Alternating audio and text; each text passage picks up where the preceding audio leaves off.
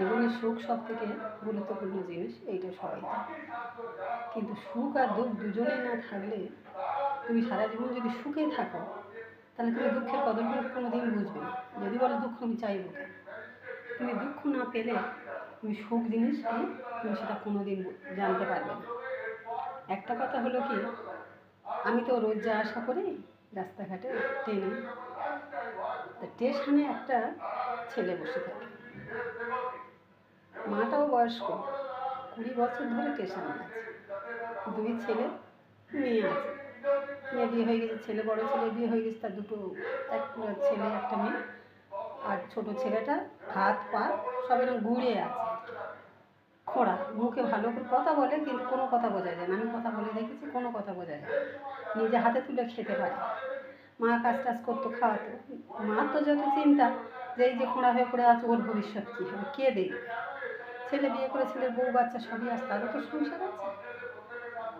মা কাজ করতে করতে মার একসময় বড় অসুখ হলো, মা আর পারল না, বসতে হলো।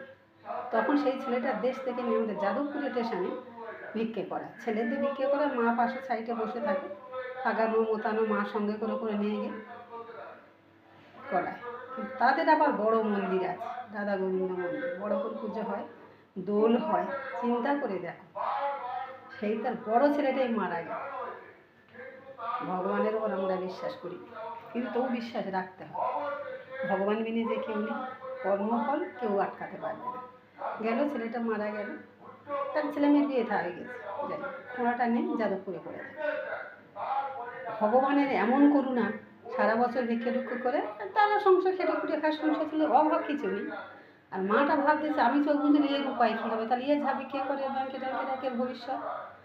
তাও কিছু টাকা ওই দোল দিনে নিয়ে যায়, ফুল টুল প্রচুর নিয়ে যায়, ভালো করে সাজানো হয়, পাড়ার লোকজন খায়, পাড়ায় সবাই সামনে সামনে করে মনে হয় পুজোটা করে, কিন্তু এরাই ভিক্ষে করে দেয়। তো গোবিন্দ কপালে কিরকম জোটালো দেখো। কোনোদিন আমি একদিন জিজ্ঞেস করছি, মাতা আমাদের রান্না টান্না করতে হয় না?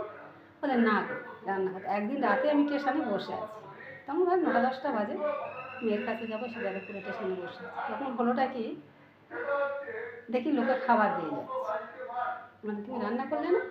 বলে আমরা খেয়ে পারি না, আমার ছেলে খোঁড়া বলে। কিন্তু সবাই দোকানদারেরা বিরিয়ানি, মাছের তরকারি, ভাত, ওই খিচুড়ি হলে মন্দিরে সব দেবে, সব 3টে-4টে করে আমাদের দেবে। 2 মাপও খেয়ে পারি না, যারা ঝাড় দিতে আর সকালে তাদের দিই, তারা উপজন্য নিয়ে গেছে। ভগবানের জন্য ভিক্ষে করে যদি সে লাগায়, ভগবান তার খাবার জোগাড় করে দেয়। যে ভিক্ষে করে ভগবানের সেবায় দিচ্ছে, তিনি জোগাড় করে দিচ্ছে, যে ও খাটতে পারে না, তাহলে ও কী করে খাবে।